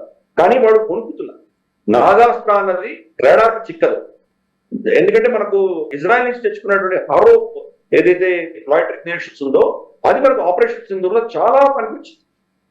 దాని రీప్లేస్మెంట్ గా నాగాస్త్ర 1 నెక్స్ట్ వర్షన్స్ మనం చేయలేదు. దీని యొక్క బాడీ ఎలా ఉంటుందంటే అది వాళ్ళ ఎయిర్ డిటెక్షన్ సిస్టమ్ లో పట్టుకోవడం చాలా కష్టం. దాని యొక్క బాడీ యొక్క మేక్ ఎలా ఉంటుందంటే ఆ మెటీరియల్ రెడర్లో చిక్కదు. అటువంటి మెటీరియల్ వాడాము. అది కూడా వెళ్ళి ఇందాక చెప్పినట్టు లాయిటరింగ్ వెయిట్ చేసి వాళ్ళని కొడతాం. రేపటి రోజు మనం సీజ్ ఫైర్ వైలేషన్ చేయనక్కర్లేదు. మనం వాళ్ళు కనుక ఏమైనా చేశారంటే వెళ్ళి డైరెక్ట్ గా వాళ్ళ బంకర్స్ లోపల వెళ్ళి డెటనేట్ చేయొచ్చు. కాబట్టి ఇటువంటివి చాలా చేయొచ్చు. ఇక్కడ కూర్చొని ఈ యొక్క నాగాస్త్రాన్ని వాడుకొని చాలా చేయొచ్చు. బార్డర్ ఏరియాస్ అందరూ వాళ్ళు కొనుక్కుతున్నారు. ఆ లెవెల్ కి మనం తీసుకురాలి. ఈ ప్రొక్యూర్మెంట్ వల్ల మనకు చాలా నష్టం వస్తుంది అని వాళ్ళ సైడ్ నుంచే వాళ్ళు దాన్ని ఒప్పుకుంటున్నారు. కాబట్టి అన్ఫార్చునేట్ మన దేశంలో దీని గురించి చర్చ ఉండదు. మనకు ఏదో పెద్ద అటాక్ మోదీ గారు చేస్తే అప్పుడు దాని గురించి మాట్లాడతారు అంతేగాని ఇటువంటి మన ప్రిపరేషన్ గురించి ఎవరు మాట్లాడారు. అందుకని నాగాస్త్ర అన్నది మనకు ఆల్రెడీ మనం ఆపరేషన్ సింధూర్లో వాడాము. ప్లస్ హరూప్ లాంటి ఇంపోర్ట్ చేసుకోవాల్సినటువంటి అస్త్రాలను రీప్లేస్ చేయడానికి కూడా మనం ప్రయత్నం చేస్తాం. స్టెప్స్ మనకు ఇజ్రాయెల్ మనకి ఇప్పుడు సప్లై చేయమంటే చేయలేనటువంటి పరిస్థితి, వాళ్ళకే కావాలి. అటువంటి పరిస్థితి వస్తే మనకు యుద్ధం వస్తే ఏం చేయాలి? అందుకే దాని దిశగా మనం ఈసారి కూడా పాల్గొంటాం. ఈ ఎమర్జెన్సీ ప్రొక్యూర్మెంట్ లో దీని మీద కూడా ఫోకస్ పెట్టాం. అలాగే ఇందాక నేను చెప్పాను కదా vertical take of and landing, ఇది కూడా మనకు చూస్తే కనుక ఐడియా ఫోర్జ్ అనే టెక్నాలజీ కంపెనీకి వాళ్ళు 137 కోట్ల విలువ చేసేంటో ఆర్డర్ ఇచ్చారు. కాబట్టి ఇవన్నీ కూడా ఏంటంటే ఈ చిన్న చిన్న గ్యాప్స్ ని ఫిల్ చేసుకుని మనం సిద్ధంగా ఉండడానికి చేస్తాం. నంబర్స్ పెంచుకుంటాం. అంటే ఇప్పుడైతే 3-4 రోజులు యుద్ధం జరిగింది మన ఆపరేషన్ సింధూర్. రేపటి రోజు బహుశా నెల పాటు యుద్ధం చేయొచ్చు, 2 నెలలు యుద్ధం చేయొచ్చు. కట్టుకునే శక్తి మనకు ఉంది. మన శత్రువుకి అంత శక్తి లేదు, పాకిస్తాన్ దగ్గర అంత కెపాసిటీ లేదు అని చెప్పి మనం తక్కువ పెట్టుకుంటామా? మనం తక్కువ పెట్టుకుని వాడు నిర్వీర్యంగా బహుశా చైనా లేచి పడితే మన మీద. కాబట్టి మనం 2 ఫ్రంట్ వార్కి సిద్ధం. పాకిస్తాన్ ఒకటే కాదు మన శత్రువు. కాబట్టి దానికి సంబంధించిన ఒక కనీసం అంటే ఒక నెల 15 అంటే ఆల్మోస్ట్ 45-50 డేస్ మనం యుద్ధం చేయగలిగినటువంటి మనకు స్టాక్ ఎప్పుడూ ఉండాలి. ప్లస్ మనం దాన్ని ఇండిజినైజ్ చేయడం, భారతదేశంలోనే ఆత్మనిర్భర్ భారత్ దృష్ట్యా మేక్ ఇన్ ఇండియాలో మనం ఇవన్నీ చేసుకుంటున్నాం. కాబట్టి నాగాస్త్ర కంప్లీట్ గా మనం చేస్తాం, మన దేశంలో మనం ప్రొక్యూర్ చేస్తాం. కాబట్టి ఇటువంటివి మనం తీసుకొచ్చేసరికి ఇవన్నీ ఏమవుతాయంటే రేపటి రోజు యుద్ధం అంటూ వస్తే ఫాస్ట్ ప్రొడక్షన్ చేసుకోవచ్చు. ప్రొడక్షన్ అన్ని కూడా హింటర్లాండ్ లో ఎక్కడ ఫ్రంట్ లైన్ లో లేవు, చాలా దూరంగా ఉన్నాయి. మనకు ఫర్ ఇన్స్టెన్స్ మనకు ఆకాష్ అంటే కూడా హైదరాబాద్ లో తయారు చేస్తాం. కాబట్టి ఇటువంటివి చాలా మనకు హింటర్లాండ్ ఎస్పెషల్లీ దక్షిణ భారతంలో చాలా ఉంది, లేదా సెంట్రల్ భారతదేశంలో ఉంది. కాబట్టి ఈ యొక్క మ్యానుఫ్యాక్చరింగ్ వల్ల మన యుద్ధం జరుగుతున్నప్పుడు దాన్ని ఇంకా ప్రొడ్యూస్ చేసి మనం సప్లై చేయగలం. కనీసం అంటే 45-50 రోజుల స్టాక్ మనం మెయింటైన్ చేయాలి. దాని దృష్ట్యా ఈ ఎమర్జెన్సీ ప్రొక్యూర్మెంట్స్ అనేవి కూడా జరుగుతాయి. రైట్ సార్, మీరు ఇందాకే నాగాస్త్ర ఆల్రెడీ మనం వాడుతున్నామని కూడా చెప్పారు. మీరు ఎప్పుడు కూడా డిఫెన్స్ రౌండ్ అప్ ఎపిసోడ్లో సార్ మనవి ఏవైతే వెపన్స్ ఉంటాయో మీరు దాని గురించి చెప్పేటప్పుడు మీరు ఏమంటారంటే మన ప్రభుత్వం అంటే మన ఆర్మ్డ్ ఫోర్సెస్ కానివ్వండి, డిఫెన్స్ మినిస్ట్రీ వాళ్ళు కానివ్వండి, ఏదైతే చెప్పారో దానికంటే కొంచెం ఎక్కువ ఉండే అవకాశం కూడా ఉంది అని మీరు అంటూ ఉంటారు సార్. ఇన్ఫాక్ట్ అగ్ని మిసైల్ గురించి మీరు ఇది అన్నారు. నాగాస్త్ర గురించి దాని స్పెషాలిటీస్ ఏవైతే ఉన్నాయో అవన్నీ ఓపెన్, కానీ ఏదైతే ఇప్పుడు ప్రొక్యూర్ చేయబోతున్నారో 1R దానికి సంబంధించిన కొన్ని ఇంపార్టెంట్ మాత్రం స్పెసిఫై చేయలేదు సార్. అది ఇన్నేవే కాన్ఫిడెన్షియల్ అని అంటున్నారు. సో అంటే అది ఏమన్నా మీరు ఆల్రెడీ అంటున్నారు పాకిస్తాన్ భయంగా ఉందని చెప్పి, సో వాళ్ళని ఇంకా మైండ్ గేమ్లో భాగం అనుకోవచ్చా సార్? ఇది కేవలం పాకిస్తాన్ దృష్ట్యానే కాకుండా Myanmar, Bangladesh and even China, so వీళ్ళకు కూడా ఒక మెసేజ్ కింద దీన్ని కాన్ఫిడెన్షియల్గా ఉంచారు అనుకోవచ్చా సార్? అంటే ఇప్పుడు ఆపరేషన్ సింధూర్ ఇంకా జరుగుతోంది కాబట్టి దాన్ని కంప్లీట్ గా దాన్ని మనం క్లోజ్ చేయలేదు కాబట్టి ఆ స్పెసిఫికేషన్స్ మనం ఇవ్వట్లేదు. ఎందుకంటే మనకు వాడికి సర్ప్రైజ్ ఇవ్వాలి శత్రువు. రేపటి రోజు ఆపరేషన్ సింధూర్ ఫార్మల్ గా కంక్లూడ్ చేసిన తర్వాత నార్మల్ పీస్ టైంలో అనౌన్స్ చేస్తాం. ఎలాగైతే మనం అగ్ని 5 మనమేమో 8,000 కిలోమీటర్ 5,000 కిలోమీటర్లు 6,000 కిలోమీటర్లు వెళ్తుంది అంటాం, కానీ బహుశా 8,000 కిలోమీటర్లు పై చిలికే మనం కొట్టగలం. కాబట్టి కొంత సప్రెస్ చేస్తాం. అలాగే నాగాస్త్ర ఇప్పుడు 1R ఏదైతే ఆర్డర్ ఇస్తున్నామో దానికి స్పెసిఫికేషన్ మెల్లిమెల్లిగా వస్తుంది. ఎందుకు? అప్పుడు శత్రువుకి సిగ్నల్ ఏంటంటే మీరు మా దగ్గర ఇటువంటి అస్త్రాలు ఉన్నాయి కాబట్టి మీరు మా మీద ఏమైనా చర్య చేయదలుచుకుంటే 10 సార్లు ఆలోచించేయండి, 20 సార్లు ఆలోచించేయండి అని మెసేజ్ అప్పుడు ఇస్తుంది. ఇప్పుడు ఇవ్వకండి. మన దగ్గర ఆల్రెడీ శక్తి ఉందంటే దీన్ని తట్టుకొని ఎలా మనం కొట్టాలో వాడు మళ్ళీ కౌంటర్ ప్లాన్ వేసుకుంటాడు. కాబట్టి వాడు చెప్పవలసిన అవసరం లేదు. కాబట్టి ఇప్పుడు మనం వస్తున్నటువంటి చాలా అంశాలు మనం సప్రెస్ చేస్తాం. మనకున్న కెపాసిటీని మనం దాచిపెడతాం. మనం ఇప్పుడు మన ప్రేక్షకులు చెప్తున్నటువంటి అంశాలన్నీ కూడా పబ్లిక్ డొమైన్ లో ఉన్నవి మాత్రమే చెప్తుంది. మనకు అఫ్ కోర్స్ నాగాస్త్ర 1R ఇది ఎంత శక్తి ఉంటుంది, ఇది ఎంత దూరం వెళ్ళగలదు, దీని యొక్క ప్రోటోకాల్స్ ఏంటి, ఇవన్నీ మనకు కొంత చూచాయిగా పబ్లిక్ డొమైన్ లో అంటే మనకు సోషల్ మీడియాలో దాని గురించి చర్చ జరుగుతోంది. కానీ అవన్నీ మనం చెప్పాల్సిన అవసరం లేదు, ఎందుకంటే స్పెక్యులేషన్ ఆధారంగా మనం మాట్లాడట్లేదు కాబట్టి మన సీక్రెట్స్ ఏమున్నాయి మనం ఎక్కడ చెప్పడం. రేపటి రోజు సైన్యము డిఆర్డిఓ వీటి అనౌన్స్ చేస్తారు, అప్పుడు కూడా నేను ఇందాక చెప్పినట్టు దాన్ని కంప్లీట్ డీటెయిల్స్ ఇవ్వరు, దాన్ని సప్రెస్ చేసి చెప్తారు. కొన్ని మనకు ఉన్నటువంటి దానిలో ఉన్నటువంటి అడిషనల్ ఫీచర్స్ ఏముంటాయి అన్ని చెప్పరు, కొన్ని చెప్తారు, కొన్ని పబ్లిక్ గా తెలియాల్సింది. ఎందుకు తెలియాలి?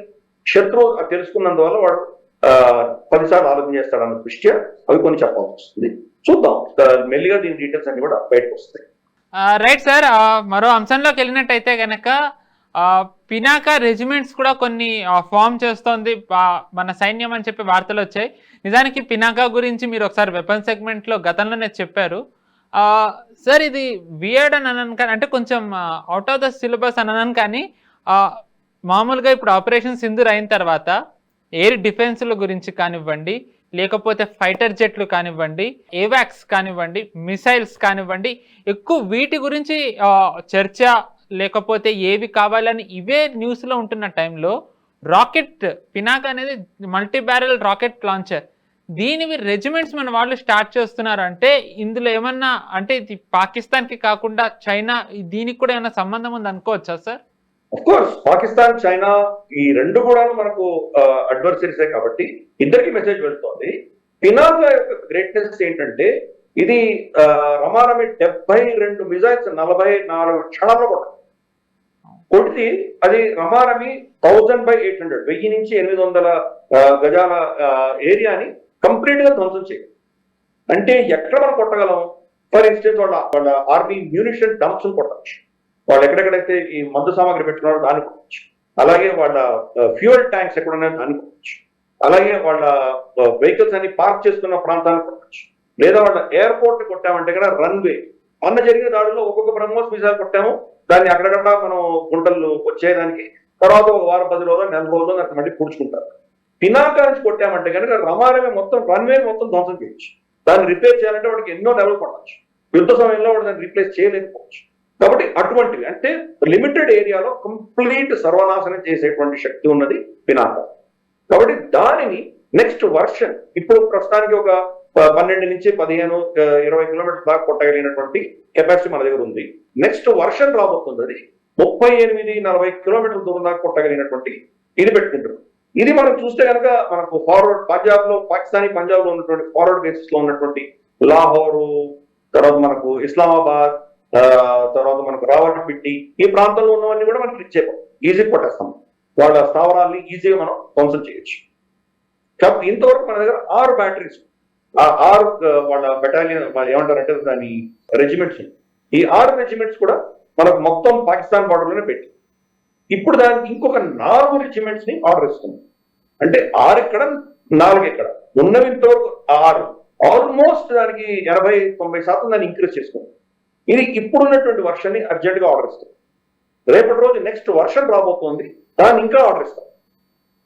ఇది కనుక కొండ ప్రాంతాలకు పెడితే, ఫర్ ఇన్స్టెన్స్ మనకు హిమాలయ ప్రాంతాల్లో లేదా మనకు జమ్మూ కాశ్మీర్ ప్రాంతంలో పెడితే ఇంకా ఎక్కువ కొట్టగలదు, ఎందుకంటే అది హైట్ లో ఉంటుంది కాబట్టి అక్కడి నుంచి అది తయారు చేసినట్టే కనుక ఇంకా దూరం వెళ్ళగలిగినటువంటి క్షమత దానికి.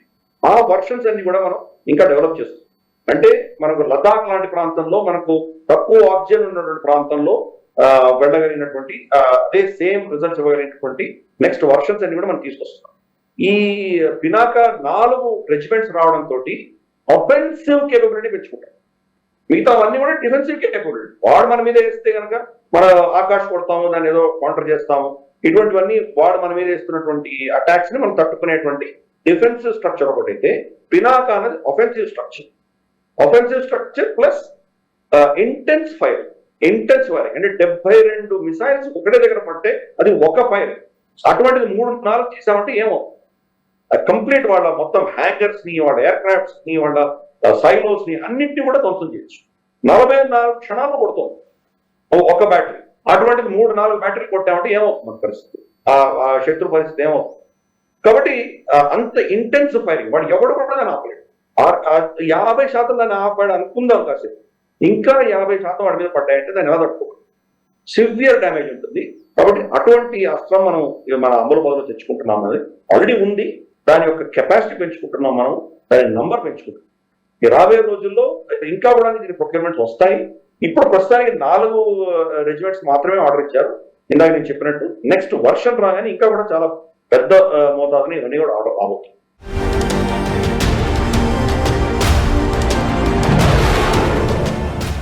ఈ వారం బ్రేవ్ హార్ట్ లో కార్గిల్ వార్ లో టోలోలింగ్ ని ఆ హిల్ ఏదైతే ఉందో ఆ ప్రాంతాన్ని క్యాప్చర్ చేయడంలో ఎంతో కీలక పాత్ర పోషించిన కల్నల్ జాయ్ దాస్ గుప్తా గారి గురించి తెలుసుకోబోతున్నాం. సార్, కార్గిల్ వార్ గురించి ఈ డిఫెన్స్ రౌండప్ లో బ్రేవ్ హార్ట్ సెగ్మెంట్ లో ఎంతో మంది సైనికుల గురించి చెప్పారు, చెప్తూనే ఉన్నా, వాళ్ళ వస్తూనే ఉన్నాయి. నిజంగా ఎంత ఇన్స్పిరేషనల్, నిజానికి ఈయన ఇంకో ఎగ్జాంపుల్ అని అనొచ్చా సార్? తప్పకుండా హర్ష. యాక్చువల్ గా మనం ఇప్పుడు జూన్ లో ఉన్నాం. మనం ఈ జూన్ నెలలోనే కార్గిల్ యుద్ధం జరిగింది. మే, జూన్ ఈ ప్రాంతంలోనే, ఈ సమయంలోనే మనకు కార్గిల్ యుద్ధం జరిగింది. కాబట్టి ఈ సమయంలో కార్గిల్ లో యుద్ధం చేసి అద్భుతమైనటువంటి సాహసం ప్రదర్శించినటువంటి వీరుల్ని మనం తలుచుకోవడం అనేది యాప్ట్ అని నాకు అనిపిస్తుంది. అందుకనే మనకు జాయ్ దాస్ గుప్తా గారు, ఈయన 18 గ్రెనేడియర్స్ లో ఆయన పనిచేశారు. కార్గిల్ యుద్ధం అప్పుడు హంప్ అని ఒక ఫీచర్ ఉంది. హంప్ అని, 4190 అని, ఇటువంటి పీక్స్ పేర్లు పెడతారు. అలాగే మనకు రాక్ అని చెప్పి, హిల్ అని, టైగర్ హిల్ అని, గురుంగ్ హిల్, చాలా పేర్లు పెడతారు. కాబట్టి అటువంటి ఒక ఫీచర్, హంప్ అన్నటువంటి ఫీచర్ ని మీరు దాన్ని టేక్ ఓవర్ చేయాలి, దాన్ని క్యాప్చర్ చేయాలి అని చెప్పి ఆయనకు ఆర్డర్స్ ఇస్తే, అఫ్ కోర్స్ ఎప్పుడు కూడా కొండ మీద ఉన్న వాడికి, కొండని కింద ఉన్న వాడికి చాలా వ్యత్యాసం ఉంటుంది. అతనికి అడ్వాంటేజ్ లో ఉంటాడు పైన ఉన్న అతను. కాబట్టి అక్కడి నుంచి ఫైరింగ్ చేస్తుంటే కనుక కింద కనీసం అంటే 15-20 మందిని తక్కువ ఆ స్టీప్నెస్ బట్టి. స్టీప్ తక్కువ ఉందంటే కనుక బహుశా ఒక 10 మంది, 5 నుంచి 10 దాకా అతను హ్యాండిల్ చేయగలరు. ఇది ఈ ప్రాంతం చాలా స్టీప్ గా ఉన్నటువంటి ప్రాంతం. దీన్ని క్యాప్చర్ చేస్తే గానీ తర్వాత ఉన్నటువంటి టోలోలింగ్ లాంటివి కీలకమైనటువంటి పర్వతాలు మనం క్యాప్చర్ చేయలేము. కాబట్టి అక్కడ చాలా సాహసోపేతంగా ఈయన వెళ్ళి రిస్క్ తీసుకొని అంత ఫైరింగ్ అవుతుండగా ఈయన చాకచక్యంతో ఈయన చాలా ప్లానింగ్ చేసి దాన్ని వాళ్ళకు ఎనిమిది ఫైర్ నుంచి తప్పించుకొని ఒక చిన్న కంటింజెంట్ తీసుకెళ్లి, చిన్న ఒక టీం తీసుకెళ్లి బంకర్ లో ఉన్నటువంటి 4 ఈయనే స్వయంగా చంపడం, ఈయన చేసినటువంటి సాహసోపేతమైనటువంటి ప్రాణాలు కూడా లెక్కించకుండా చేసినటువంటి ఆధార్ మిగతా టీం కూడా అందరూ వచ్చి ఆ ప్రాంతం అంతా కబ్జా చేసుకున్నారు. హంప్ ఎప్పుడైతే క్యాప్చర్ అయిందో ఇమ్మీడియట్ గా టోలోలింగ్ కూడా దాని తర్వాత ఈజీగా క్యాప్చర్ చేయగలిగారు. మనం టోలోలింగ్ గురించి చాలా వింటాం. టోలోలింగ్, టైగర్ హిల్స్ అన్నవి ఇప్పుడు మనం చరిత్రలో ఒక ఐకానిక్ బ్యాటిల్స్ గా అయిపోయింది. కాబట్టి దాని యొక్క విజయానికి తోడ్పడినటువంటి వ్యక్తి ఆయనకు సైన్యానికి సంబంధించినటువంటి అవార్డ్స్ లో సేనా మెడల్ ఇచ్చారు ఆయనకు. కాబట్టి అటువంటి మహానుభావుడు ఆయన. అఫ్ కోర్స్ ఇంకా చాలా కాలం ఆయన దేశానికి సేవలు అందిస్తూ ఉండాలని ఆయనకు భగవంతుడు దీర్ఘకాలీనమైన ఆయుష్ ఇచ్చి, ఆరోగ్యం ఇచ్చి ఆయనను, ఆయన కుటుంబాన్ని చల్లగా చూడాలని భగవంతుడు ప్రార్థిద్దాం.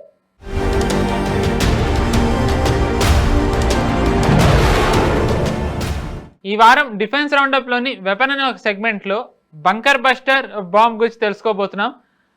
మామూలుగా మనం చూసాము, ఇజ్రాయెల్ ఇరాన్ వార్ స్టార్ట్ అయిన తర్వాత నుంచి బంకర్ బస్టర్ బాంబ్ గురించి చాలా మనం వింటూ ఉన్నాము. అసలు బంకర్ బస్టర్ బాంబ్ అంటే ఏంటి, ఎన్ని దేశాల దగ్గర ఇది ఉంది, మామూలు బాంబ్కి ఈ బాంబ్కి మధ్య ఉన్న డిఫరెన్స్ అంటే ఇప్పుడు మనం తెలుసుకుందాం.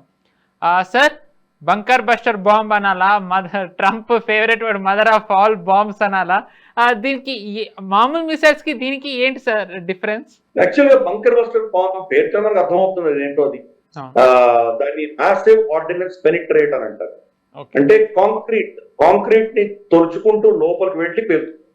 కాబట్టి బంకర్ బస్టర్ బాంబ్ మనం ఎస్పెషలీ ఇజ్రాయెల్ ఇరాన్ యుద్ధంలో ఇజ్రాయెల్ కి లేనటువంటి శక్తి, ప్రపంచంలో ఏకైక దేశం ఎవరి దగ్గర ఇటువంటి శక్తి ఉందో అది అమెరికా.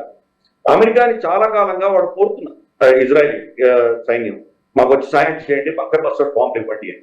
ఎందుకంటే ఇరాన్ కానీ, ఇరాన్ ప్రాక్సీలు కానీ అందరూ బంకర్లలో దాచిపెట్టారు.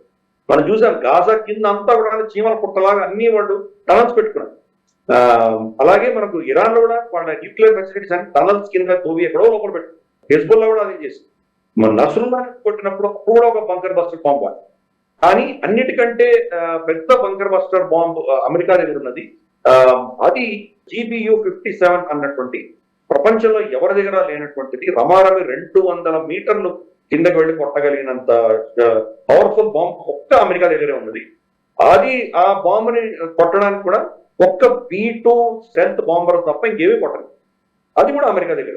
కాబట్టి అమెరికా తప్ప దాన్ని ఎవరు డెలివరీ చేయలేరు.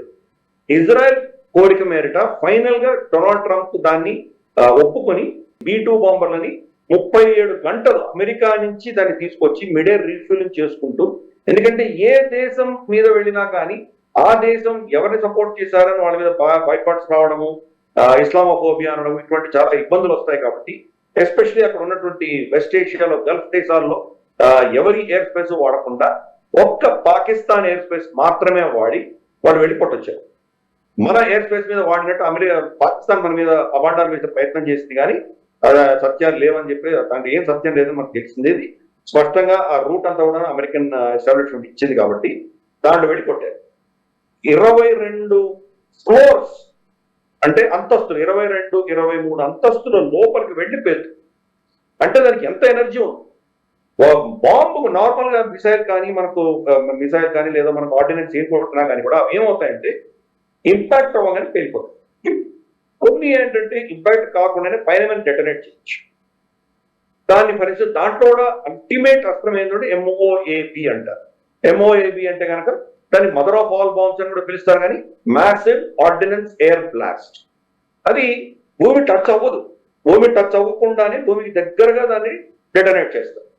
కాబట్టి కొన్ని బాంబులు అక్కడ డెటనేట్ అవుతాయి, కొన్ని ఇంపాక్ట్ అయిన తర్వాత డెటనేట్ అవుతాయి, కొన్ని ఇంపాక్ట్ అయినా కానీ కూడా డెటనేట్ అవ్వదు. ఎప్పుడు డెటనేట్ చేస్తారో టైమర్ పెడతారు. సో దాన్ని కొట్టిన తర్వాత కూడా ఏమైంది చూడడానికి వస్తారు కదా, అందరి దగ్గరికి వచ్చిన అప్పుడు డెటనేట్. కాబట్టి ఇటువంటివి చాలా ఉన్నాయి. కానీ భూమి లోపలికి వెళ్ళి కొట్టేటువంటి బాంబులు చాలా తక్కువ దేశాల్లో ఉన్నాయి. మన టర్కీ, ఇజ్రాయెల్ లాంటి దేశాలు కొంతమంది దగ్గర ఉన్నాయి. రష్యా దగ్గర ఉంది అంటున్నారు, కానీ అవన్నీ కూడా పెద్ద ప్రభావితమైనటువంటి కావు. బహుశా ఏదో ఒక 5 మీటర్లు 4 మీటర్ల కంటే ఎక్కువ వెళ్ళలేనటువంటి శక్తి ఇవన్నీ కూడా. Of course A kinetic energy మనం పైనుంచి వర్టికల్ గా కొట్టినప్పుడు ఆ స్పీడ్ కి అది లోపలికి వెళ్తుంది కాబట్టి అది కొంత మనం డిలే చేయొచ్చు. కానీ జనరల్ గా బాంబులు ఏంటంటే ఏదైనా ఇంపాక్ట్ తగలంగానే డెటనేట్ అయిపోతుంది.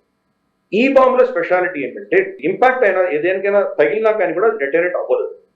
లోపల చొచ్చుకుంటూ పోయి అన్ని అయిపోయి దాని కైనెటిక్ ఎనర్జీ కంప్లీట్ గా ఆగిపోయిన తర్వాత డెటనేట్.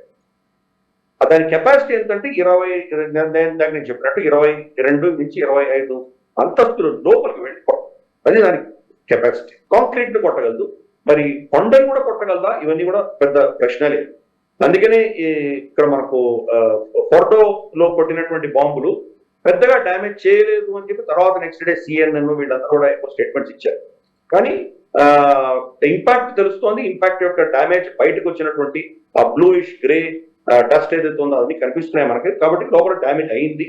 కాంక్రీట్, ఎందుకంటే ఆ బ్లూ అంత ఉందంటే కాంక్రీట్ వేపరైజ్ అక్కడ వచ్చింది, అది తెలుస్తుంది మనకి. కాబట్టి డ్యామేజ్ తప్పకుండా అయింది. డ్యామేజ్ అసెస్మెంట్ జరిగేంత వరకు కూడా ఎంత డ్యామేజ్ అయింది చెప్పడం చాలా కష్టం. కానీ అంతటి పవర్ఫుల్ బాంబుని వీళ్ళే డెలివర్ చేయాలి. అది దాంట్లో రమారమి 14,000 కిలోల బరువు ఉంటుంది బాంబు. ఈవెన్ B2 బాంబర్ కూడా ఓన్లీ 2 బాంబులు మాత్రమే తీసుకెళ్ళాలి ఒక్కొక్క ఫ్లైట్. అంతకంటే బరువు మోయలేదు. అంత దూరం ట్రావెల్ చేసి వెళ్ళి కొట్టాలి. ఇక్కడ బంకర్ బస్ బాంబ్స్ లో ఇక్కడ ఇరాన్ లో కొట్టిన దాంట్లో ఏం చేశారంటే ఫస్ట్ బాంబు కొట్టిన తర్వాత అదే స్పాట్ లో మళ్ళీ ఇంకో 2 బాంబులు వేసి దాంతో 3 బాంబులు అంటే రిడెండెన్స్ లోపలికి వెళ్ళి ఫస్ట్ ఇది అంతగా సక్సెస్ అవ్వలేదు అంటే సెకండ్ వెళ్ళి మళ్ళీ కొట్టి తర్వాత 3వ వెళ్ళి కొట్టి. కాబట్టి 3 times రిడెండెన్సీ పెట్టారు కాబట్టి లోపల చాలా విపరీతమైన డ్యామేజ్ అయి ఉంటుందని చాలా మంది చెప్తున్నారు. కానీ దీని యొక్క చరిత్ర చూసామంటే ఈ ఆవశ్యకత ఎందుకు వచ్చిందంటే సోవియట్ యూనియన్ ఉన్నప్పుడు సోవియట్ యూనియన్ ఫస్ట్ ఇది మొదలుపెట్టి వాళ్ళు కొండలలో తర్వాత భూమిలో ఇక్కడ దాచిపెట్టుకొని వాళ్ళ న్యూక్లియర్ టైరేడ్ అంతా కూడా న్యూక్లియర్ డెసిషన్ మేకింగ్ అంతా కూడాను బాంబులకు అతీతంగా వాళ్ళు దాచిపెట్టుకొని ఇవన్నీ చేశారు. వాళ్ళ పొలిట్ బ్యూరో కూడాను ఏమైనా యుద్ధం జరిగితే లోపలికి వెళ్ళిపోయేటువంటి వాళ్ళ ప్రోటోకాల్స్ పెట్టుకున్నారు. అందుకని దాన్ని ఛేదించడానికి అమెరికాకి దాని అవసరం వచ్చింది. అప్పుడు దీని మీద ఇన్వెస్ట్ చేశారు. ఈ టెక్నాలజీ అంటే నార్మల్ గా ఇంపాక్ట్ అవ్వగానే టచ్ అవ్వగానే పేలిపోవాలి కాకుండా అంతసేపు డిలే చేసేటువంటి టెక్నాలజీ వాడు నాశనం చేస్తుంది. అంటే దాని కైనెటిక్ ఎనర్జీ ఆధారంగా అది డెటనేట్.